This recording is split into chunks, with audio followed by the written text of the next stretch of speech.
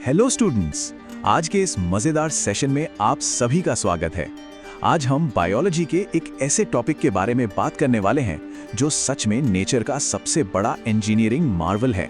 मतलब सोचिए कि लाइफ का एक छोटा सा बेसिक यूनिट यानी सेल आपस में मिलकर इतने कॉम्प्लेक्स ऑर्गेनिजम्स आखिर बनाता कैसे है।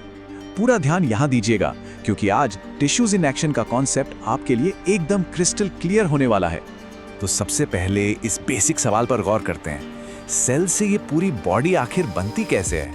एक अकेला छोटा सा सिंगल सेल अचानक से मल्टीप्लाई होकर स्किन, मसल्स, बोन्स और नर्व्स जैसे अलग अलग ऑर्गन्स कैसे बना लेता है? ये एवरीडे बायोलॉजी का सबसे बड़ा सवाल है और आज के इस एक्सप्लेनर में हम इसी मिस्ट्री को सॉल्व करने वाले हैं। आज के चैप्टर को हम इन 6 कदमों में समझेंगे।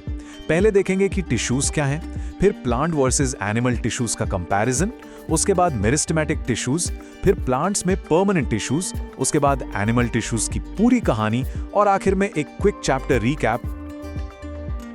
तो चलिए सीधा चलते हैं हमारे पहले सेक्शन पर। टिश्यूज क्या हैं और ये डिवीजन ऑफ लेबर का क्या कॉन्सेप्ट है।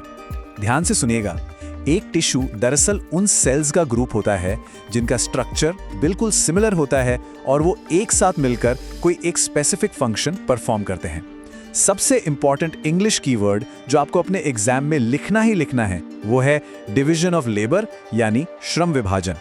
जैसे क्रिकेट टीम में सबका काम बटा होता है ना, कोई बैटिंग करता है, कोई बॉलिंग, वैसे ही सेल्स अपने ग्रुप्स बनाकर बॉडी की एफिशिएंसी बढ़ाते हैं और इस काम के बंटवारे को ही हम डिवीजन ऑफ लेबर कहते हैं। अब आते हैं सेक्शन 2 पर, प्लांट और एनिमल टिश्यूज का डिफरेंस, एक की स्टेशनरी लाइफ और दूसरे की मोबाइल लाइफ। ये एग्जाम्स का एक बहुत ही क्लासिक क्वेश्चन है। देखिए, प्लांट्स स्टेशनरी होते हैं यानी वो जिंदगी भर एक ही जगह खड़े रहते हैं, इसीलिए उन्हें एक मजबूत स्ट्रक्चरल सपोर्ट और रिजिड सेल वॉल्स की जरूरत होती है। उनकी ग्रोथ भी बॉडी के कुछ स्पेसिफिक रीजन्स तक ही लिमिटेड होती है। वहीं दूसरी तरफ अगर हम एनिमल्स की बात करें तो वो मोबाइल होते हैं। उन्हें यहाँ वहाँ मूव करने के लिए यानी लोकोमोशन के लिए सेलुलर फ्लेक्सिबिलिटी चाहिए होती है। एनिमल्स की ग्रोथ पूरी बॉडी में यूनिफॉर्म होती है और अलग अलग तरह का खाना डाइजेस्ट करने के लिए डिस्टिंक्ट डाइजेस्टिव टिश्यूज होते हैं। सिंपल सा रूल है, जैसा फंक्शन वैसा स्ट्रक्चर। बढ़ते हैं सेक्शन 3 की तरफ, मेरिस्टेमेटिक यानी ग्रोथ वाले टिश्यूज। प्लांट्स आखिर बढ़ते कैसे हैं? प्लांट्स 3 तरीके से ग्रो करते हैं। पहला, लंबा होना यानी स्टेम और रूट्स की लेंथ का बढ़ना। दूसरा, मोटा होना यानी स्टेम की गर्थ या चौड़ाई इंक्रीज होना। और तीसरा, अगर आप ब्रांचेस काट दें या जानवर घास खा लें तो उसके बाद वापस सूखना। ये तीनों ही तरह की ग्रोथ एक बहुत ही स्पेशल टाइप के एक्टिवली डिवाइडिंग सेल से होती हैं, जिन्हें हम मेरिस्टेमेटिक टिश्यू कहते हैं।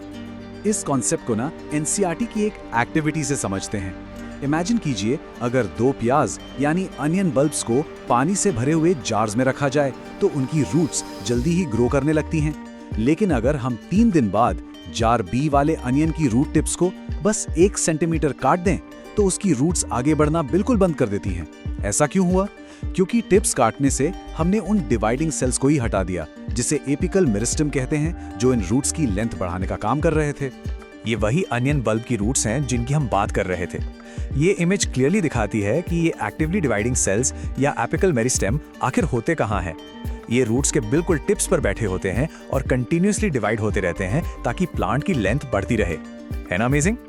और पता है, बायोलॉजी हमारी डेली लाइफ से कितनी जुड़ी हुई है। जैसे आपने कभी सोचा है, पार्क में लॉन मो होने के बाद वो घास वापस कैसे उग जाती है? ये सारा मैजिक होता है इंटरकैलरी मेरिस्टेम की वजह से। ये टिश्यू प्लांट के नोड्स या बेस पर होता है। ये प्लांट को अपर पार्ट कट होने के बाद भी दोबारा से रीजेनरेट करने में पूरी मदद करता है। अब इन ग्रोइंग मेरिस्टेमेटिक सेल्स के कुछ बहुत खास फीचर्स होते हैं। ये बहुत एक्टिव होते हैं, इनकी वॉल्स बिल्कुल थिन होती हैं, इनका न्यूक्लियस काफ़ी बड़ा और प्रोमिनेंट होता है और साइटोप्लाज्म काफ़ी डेंस होता है। लेकिन इसमें सबसे इंपॉर्टेंट पॉइंट लास्ट वाला है। ध्यान दीजिएगा, लैक वैक्यूल्स। इन सेल्स में वैक्यूल्स नहीं होते। पर क्यों? क्योंकि ये कंटिन्यूअसली सेल डिवीजन में इतने ज्यादा बिजी होते हैं कि इन्हें फूड या वेस्ट स्टोर करने की जरूरत ही नहीं पड़ती। चलिए आगे बढ़ते हैं सेक्शन 4 पर, परमानेंट टिश्यूज इन प्लांट्स, और ये स्पेशलाइजेशन डिफरेंशिएशन के थ्रू कैसे होता है।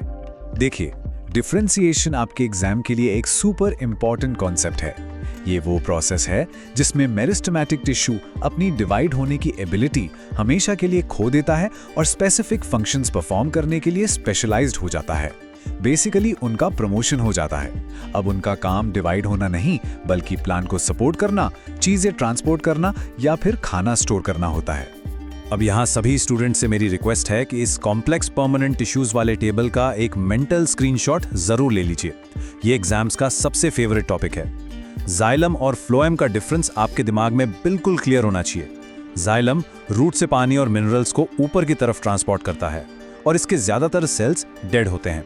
वहीं फ्लोएम पत्तों में बना खाना प्लांट के बाकी पार्ट्स तक पहुंचाता है और इसके मेन सेल्स लिविंग होते हैं।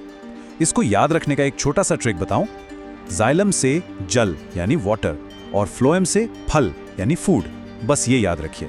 अब आते हैं सेक्शन 5 पर, एनिमल टिश्यूज की कहानी, जिसमें हम स्पेसिफिकली एपिथेलियल और कनेक्टिव टिश्यूज को देखेंगे। एपिथेलियल टिश्यू हमारी बॉडी की आउटर कवरिंग या लाइनिंग बनाता है और सबसे मजेदार बात यह है कि उनका शेप उनके काम से परफेक्टली मैच करता है। एकदम flat squamous cells blood vessels और लंग्स में गैसेस के एक्सचेंज का काम करते हैं। उसके बाद मल्टी लेयर्ड स्ट्रैटिफाइड सेल्स हमारी स्किन बनाते हैं जो हमें डेली के वेयर एंड टेयर से बचाती है। क्यूबॉइडल सेल्स हमारे ग्लैंड्स में सिक्रीशन करते हैं और लंबे लंबे पिलर जैसे कॉलमनर सेल्स इंटेस्टाइन में एब्जॉर्प्शन का काम करते हैं। मैंने कहा था ना, structure always dictates the function.